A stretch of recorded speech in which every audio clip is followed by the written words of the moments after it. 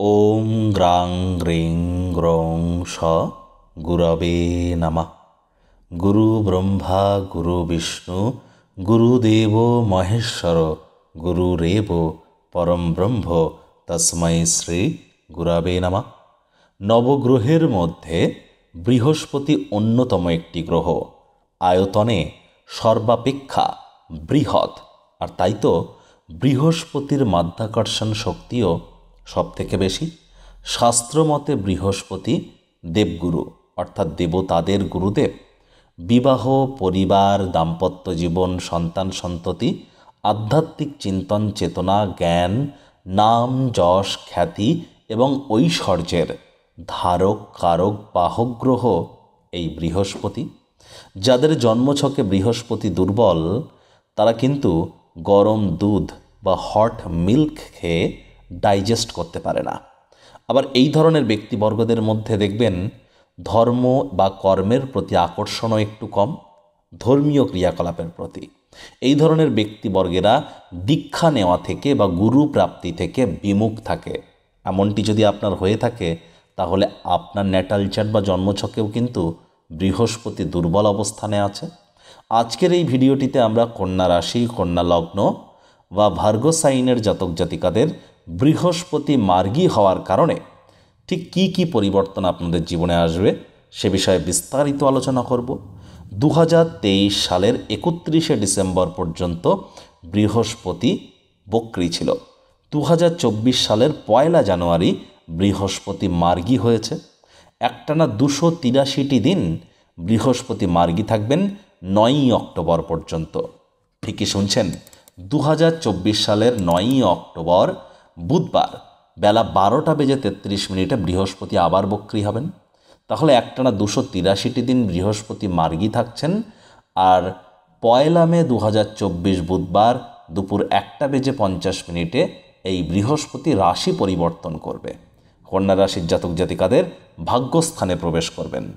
তো চলুন কথা না বাড়িয়ে আলোচনায় প্রবেশ করা যাক যে কিভাবে এই মার্গী বৃহস্পতি কন্যা রাশির জাতক জাতিকাদের জীবনকে আগত 283টি দিনে প্রভাবিত করতে চলেছেন।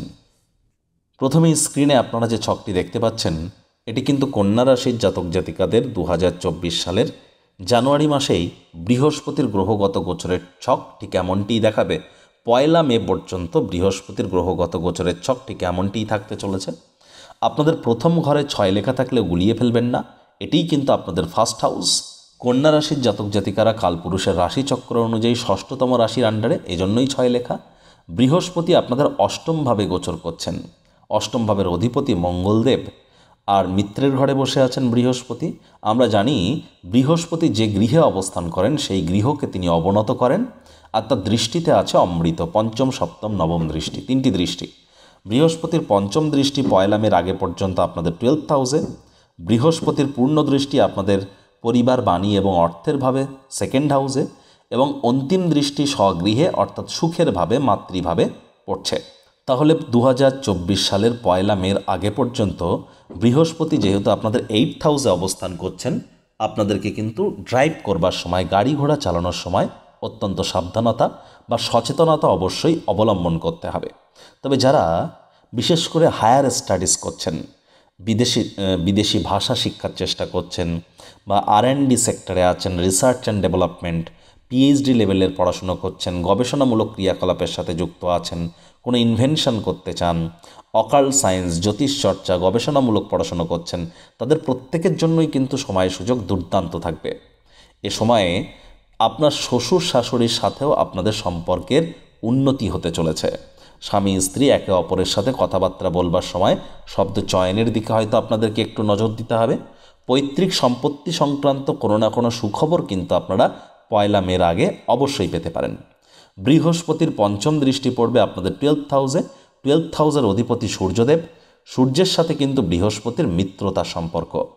তাহলে 1 মের আগে আপনাদের মধ্যে আধ্যাত্মিক চিন্তন চেতনা বৃদ্ধি পেতে চলেছে, আর ধর্মের প্রতি আকর্ষণ বৃদ্ধি পাওয়ার কারণে নিজেদের মনে একটা প্রশান্তি হয়তো আপনারা অনুভব করবেন। তবে ঘুমের সমস্যাও কিন্তু একটু থাকতে পারে।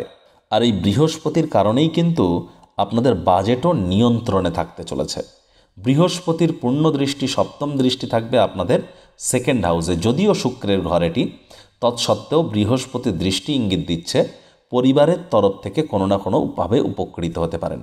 পরিবার পরিজনদের আপনার কোনো পরিকল্পনার জন্য সম্পূর্ণ সহযোগিতা বা সমর্থন এ সময় আপনারা আশা করতেই পারেন। মুখনিসৃত বাণীর দ্বারা অর্থ উপার্জন করতে পারেন, নাম্মান সম্মান প্রভাব প্রতিপত্তি অর্জন করতে পারেন। ব্যাংকের ব্যালেন্স কিন্তু ধীরে ধীরে আপনাদের বৃদ্ধি পাবে, এ বিষয়েও কিন্তু কোনো সন্দেহ নেই। আবার বৃহস্পতির অন্তিম দৃষ্টি, নবম দৃষ্টি থাকছে কোথায়? আপনাদের ফোর্থ হাউস সুখভাবে যেহেতু বৃহস্পতি নিজের ঘরকে দেখছেন, তাহলে কিন্তু পয়লা মের আগে প্রত্যেকটি কন্যা রাশির জাতক জাতিকাদের নতুন জমি, গাড়ি বা বাড়ি অর্থাৎ জমি, ভূমি, বাহন ক্রয়ের যোগ কিন্তু আপনাদের থাকছে। অথবা নিজের পুরনো কোনো জমি, বাড়ি, গাড়ি যদি বিক্রয় করতে চান, পছন্দসই ক্রেতা আপনারা পেয়ে যাবেন। আপনার রক্ত, হৃৎপিণ্ড, বুক বা ফুসফুস ওরিয়েন্টেড কোনো সমস্যা যদি থেকে থাকে, সেখান থেকেও কিন্তু আপনারা রিলিফ পেতে চলেছেন। মায়ের সাথে সম্পর্কের উন্নতি, মায়ের স্বাস্থ্যের উন্নতি, মায়ের কর্মের উন্নতি আপনারা পরিলক্ষিত করবেন। মাতামহ মাতৃকুলের তরফ থেকে আর্থিক, মানসিক বা সামাজিকভাবে আপনারা অবশ্যই উপকৃত হতে পারেন। এ সময় কিন্তু আপনাদের বিশেষ করে শ্বশুর মশাইয়ের তরফ থেকে কোনো না কোনোভাবে উপকৃত হওয়ার সম্ভাবনা, অথবা শ্বশুর মশাইয়ের তরফ থেকে কোনো গুড নিউজের প্রাপ্তি আপনারা করতে পারেন। তবে দেখুন, যদিও স্বামী স্ত্রী মুখনিসৃত বাণী কিছুটা ঠিক থাকলেও দাম্পত্য জীবনে কিন্তু কিছু কোলাহল দেখা দিতেই পারে, কারণ 12th হাউসে তো রাহু আছে। এ বিষয়ে কিন্তু আমি এখানে আলোচনা করব না, কারণ ইয়ারলি রাশিফলের ক্ষেত্রে প্রায় 30-40 মিনিটের বিস্তারিত আলোচনা নিয়ে গবেষণা, সম্ভবত ইউটিউবের ইতিহাসে ওই ধরনের ভিডিও আপনারা আগে কখনো দেখেননি। সময় সুযোগ বুঝে একবার দেখে শুনে নেবেন। আই বাটনে আমি লিঙ্ক দিয়ে দেব। 9টি গ্রহকে নিয়ে আলোচনা করা হয়েছে, 12টি মাস নিয়ে আলোচনা করা হয়েছে, প্রতিটি গ্রহের দৃষ্টিগত আলোচনা করা হয়েছে, কোন গ্রহ বছরের কোন তারিখে বক্রী হবে, মার্গী হবে, সব হিসাব খতিয়ান আমরা কিন্তু ইয়ারলি রাশিফলে অলরেডি দিয়েছি। আর সেটি আপনারা অবশ্যই একবার দেখে নিলে আপনাদের নিজেদের চলার পথটা আরও সহজ সরল হয়ে যাবে। আবার 2024 সালের পয়লা মে এই বৃহস্পতি আপনাদের ভাগ্যস্থানে গোচর করে যাবেন। যদিও শুক্রের ঘরে গোচর করবেন, তৎসত্ত্বেও ভাগ্যের কিছুটা হলেও বেটার ইম্প্যাক্ট আপনারা পাবেন, ভাগ্যের তরফ থেকে সাপোর্ট আপনারা পাবেন, এ বিষয়ে কোনো সন্দেহ আপনাদের নেই। তবে কঠোর কায়িক পরিশ্রমের ব্যাপারটাও কিন্তু থাকছে, কারণ 2024 সাল তো শনির বছর, 2+2+4 = 8, অর্থাৎ স্যাটার্নের ইয়ার।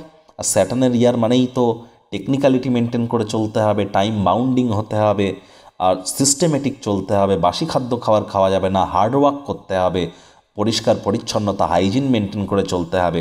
এগুলি যদি মেনটেন করতে পারেন, অবশ্যই ভাগ্যের পূর্ণ সমর্থন আপনারা পাবেন, কারণ শনি মহারাজ কর্মফলদাতা, সঠিক কর্ম করলে সঠিক ফলাফল দিতে তিনি বাধ্য হয়ে যাবেন। এবার দেখুন, পয়লা মের পর কিন্তু বৃহস্পতির পঞ্চম দৃষ্টি পড়বে কোথায়? আপনাদের রাশিতে। সুতরাং পয়লা মের পর থেকে 9ই অক্টোবর পর্যন্ত সমাজে আপনাদের নাম্মান সম্মান প্রভাব প্রতিপত্তি এগুলি বৃদ্ধির যোগ থাকবে। এমনকি আপনাদের শারীরিক কোনো সমস্যা যদি থেকে থাকে, সেখান থেকেও ধীরে ধীরে আপনারা রিলিফের পথেই কিন্তু এগিয়ে যাবেন। বৃহস্পতির তখন সপ্তম দৃষ্টি থাকবে আপনাদের থার্ড হাউসের অধিপতি মঙ্গলদেব, সেখানে বৃহস্পতির দৃষ্টি। যদিও থার্ড হাউসে বৃহস্পতি অত্যন্ত শুভ পরিণামদায়ক ফলাফল দেয় না, তৎসত্ত্বেও পয়লা মের পর তিনি আপনাদের সাহস পরাক্রমকে বৃদ্ধি করবেন, ছোট ভাই বোনেদের সাথে সম্পর্ককে মজবুতি প্রদান করবার চেষ্টা করাবেন, এবং ছোটোখাটো ভ্রমণ আপনাদেরকে করাবেন। লং ডিস্টেন্স জার্নিও কিন্তু আপনাদের এবছর হতে পারে পয়লা মের আগে। আর পয়লা মের পর শর্ট টাইম ট্রাভেল, ছোটোখাটো যাত্রা বা ভ্রমণ লেগে থাকবে, সেখান থেকে ইমিডিয়েট উপকৃত না হলেও ভবিষ্যতে লাভের জন্য ভিত্তিপ্রস্তর অবশ্যই স্থাপিত হবে। আবার বৃহস্পতির অন্তিম দৃষ্টি তখন থাকবে কোথায়? আপনাদের 5th হাউসে, অর্থাৎ প্রেম করে বিবাহের যোগ থাকবে, প্রেমে সফলতা থাকবে, শিক্ষার্থী বিদ্যার্থীদের জন্য সময়ের সুযোগ ভালো থাকছে, হায়ার স্টাডিজ বলুন বা লোয়ার স্টাডিজ বলুন, এবং এমনকি আপনাদের পেটের সমস্যা থেকেও আপনারা মুক্তি পাবেন। সন্তান সন্ততিদের তরফ থেকে মানসিক শান্তি আপনারা পেতে চলেছেন, তারা কোনো না কোনো কৃতিত্বের দ্বারা আপনাদেরকে গর্বিত করতে পারে। এবার বৃহস্পতি তো একটা পজিটিভ প্ল্যানেট, তার পজিটিভ জিনিস নিয়ে আমরা বেশিরভাগ আলোচনা করব, এটা তো কমন ব্যাপার। তবে এই বৃহস্পতি প্রতিটি কন্যা রাশির জাতক জাতিকাদের ক্ষেত্রে কি সমপরিমাণ ফলাফল দেবেন? না, কারণ প্রত্যেকে আপনারা কন্যা রাশির জাতক জাতিকা হলেও আপনাদের প্রত্যেকের লগ্ন তো এক নয়, জন্মের সময় সাল তারিখ এক নয়। এজন্যই বলি যে আপনাদের জন্মছকটা ম্যাটার করছে। আপনার জন্মছকে বা ন্যাটাল চার্টে জুপিটার বা বৃহস্পতি ঠিক কোথায় বসে আছে, কারক ঘরে না মারক ঘরে?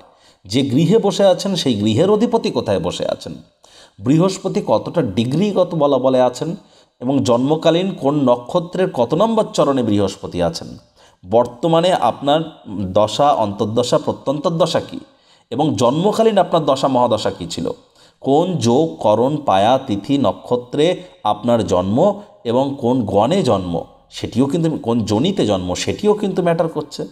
তবেই কিন্তু এই আপনার জন্মছকের সাথে সাথে বর্তমান গ্রহগত গোচরের ছককে একসাথে কম্বাইন করিয়ে 100% অথেন্টিক পার্সোনাল বা ব্যক্তিগত গণনা করা সম্ভব। এর জন্য স্ক্রিনে আপনারা দেখতে পাচ্ছেন যে বারবার নাম্বার ফ্ল্যাশ হচ্ছে, এনি টাইম আমাদের সাথে কন্ট্যাক্ট করতেই পারেন। 9ই অক্টোবরের আগে পর্যন্ত বৃহস্পতির এই গোচর মার্গী অবস্থাতে আপনাদেরকে প্রভূত পরিমাণে উন্নতি প্রদান করবে। আধ্যাত্মিক ক্ষেত্রে, পারিবারিক ক্ষেত্রে, বাণীর ক্ষেত্রে, ব্যাংকিংয়ের ক্ষেত্রে, সাহস পরাক্রমের ক্ষেত্রে, মাতৃভাবের ক্ষেত্রে, পার্থিব সুখ প্রাপ্তির ক্ষেত্রে, প্রেমের ব্যাপারে, সন্তান সন্ততির ব্যাপারে, শিক্ষার ব্যাপারে আপনারা অবশ্যই সুফলই কিন্তু পেতে চলেছেন বৃহস্পতির তরফ থেকে। তবে দাম্পত্য জীবন সম্পর্কে সাবধান। কোর্ট কেস কিন্তু 2024-এ অনেকের হতে পারে, বা যাদের চলছে তারা পরাজিত হতে পারেন যদি আপনাদের জন্মছক বা ন্যাটাল চার্টে রাহুর প্রবলেম থেকে থাকে। যাদের চোখের, ত্বকের বা দাঁতের সমস্যা আছে, স্মোকিং বা অ্যালকোহলের আশ্রয় আপনারা নেন, আর যদি না নিয়ে থাকেন তাহলে হয়তো চোখের, ত্বকের, দাঁতের সমস্যা আছে, এমনটি যদি থেকে থাকে তাহলে বুঝতে হবে যে রাহু আপনার জন্মছকে দুর্বল অবস্থানে আছে। মাথার চুল যদি অতিরিক্ত পড়ে তাহলে বুঝতে হবে শনির প্রবলেম আছে। যারা গরম দুধ খেয়ে সহ্য করতে পারে না তাদের বুঝতে হবে বৃহস্পতির প্রবলেম আছে। যারা লাজুক প্রকৃতির, ইন্ট্রোভার্ট, তাদের বুধ দুর্বল আছে। যারা বিশেষ করে প্রেমে সফলতা পাচ্ছেন না বা ক্রিয়েটিভ সেক্টরের প্রতি কোনো আকর্ষণ নেই, তাদের শুক্রের প্রবলেম আছে। আবার যাদের high blood pressure, low blood প্রেশারের প্রবলেম আছে, বা শরীরে হিমোগ্লোবিনের পরিমাণ কম আছে, এনার্জি পান না, আলসেমি ভাব কাজ করে, তাহলে মঙ্গলের প্রবলেম আছে। সকালবেলা সূর্য ওঠার আগে ঘুম থেকে উঠতে পারেন না, সরকারি চাকরি পাচ্ছেন না, তাহলে সূর্যের প্রবলেম আছে। মানসিকভাবে আপনি দুর্বল, অল্পতেই দুঃখ পান, অল্পতেই আনন্দ করে ফেলেন, তাহলে বুঝতে হবে চন্দ্রের প্রবলেম আছে। আর যদি ভয় ভয় ভাব কাজ করে তাহলে তো বুঝতে হবে কেতুর প্রবলেম আছে। এমন কোনো সমস্যা যদি আপনাদের থেকে থাকে, ইমিডিয়েট আমাদের সাথে আপনারা কনসাল্ট করতেই পারেন। জীবনের চলার পথ আরও অনেক সহজ হবে। আমরা কোনো প্রকার আংটি, তাবিজ, মাদুলি, ঝাড়ফুঁক, তুকতাক বা কোনো প্রকার হোমযজ্ঞ তন্ত্রের মাধ্যমে প্রতিকার করাই না। Law of attraction, sound vibration, donation এবং টেম্পল ভিজিটিংয়ের থ্রু দিয়ে আমরা প্রতিকার বা রেমেডিস করিয়ে থাকি। এর জন্য আমরা কিন্তু কোনো স্যালারি বা কোনো ফিস নিই না, শুধুমাত্র কনসালটেন্সির জন্য আমরা ফিস নিই। এর জন্য আপনারা এনি টাইম আমাদের সাথে কনসাল্ট করতেই পারেন আপনাদের ন্যাটাল চার্টের বিশ্লেষণ করবার জন্য। তো বন্ধুরা, এটিই কিন্তু ছিল কন্যা রাশির জাতক জাতিকাদের বৃহস্পতির গ্রহগত গোচর নিয়ে আলোচনা। মার্গীয় অবস্থাতে আগত 283টি দিন আপনাদের ঠিক কেমন অতিবাহিত হবে। প্রতিকার স্বরূপ আলোচনা করতে গিয়ে আপনাদেরকে বলবো, দেখুন আমি তো শুরুতেই আপনাদেরকে বলেছি যে বৃহস্পতির বীজ মন্ত্র ওম গ্রাং গ্রিং গ্রং সগুরাবে নামা, এটি আপনারা 108 বার জপ করুন, প্রত্যেক দিন অত্যন্ত উপকৃত হবেন। বৃহস্পতিবার করে হলুদ রঙের বস্ত্রাদি পরিধান করবার চেষ্টা করুন। তবে এর পিছনেও কিন্তু অনেক রুলস আছে, একবার দেখে নেবেন নিয়মগুলো। বৃহস্পতিবার করে নিরামিষ খান, মসুরের ডাল, কলা খাবেন না। দীক্ষা না নেওয়া থাকলে দীক্ষা নিয়ে নিন। আর এছাড়া তো আপনারা দেখতে পাচ্ছেন যে গুরু ব্রহ্মা, গুরু বিষ্ণু, গুরুদেব মহেশ্বর, গুরুরেব পরম ব্রহ্ম, তস্মৈ শ্রী গুরবে নমঃ। গুরু বিনা নারী বিনা উন্নতি পাবি না। আবার মহিলাদের ক্ষেত্রে স্বামী বিনা, গুরু বিনা উন্নতি কিন্তু এক প্রকার অসম্ভব। তাহলে প্রপার আমাদের জীবনকে সমৃদ্ধশালী করতে গেলে কিন্তু গুরুর অসীম কৃপা আছে। তাই গুরু প্রাপ্তির চেষ্টা করুন। বন্ধুরা, ভিডিওটি আপনাদের ঠিক কেমন লাগলো আপনাদের সুচিন্তিত মতামত আশা করি নিচের কমেন্ট বক্সে লিখে জানাবেন। ভালো লাগলে একটি লাইক করবেন, এই আশা রেখে আমি আমার বাণীকে এখানেই বিরাম দিচ্ছি।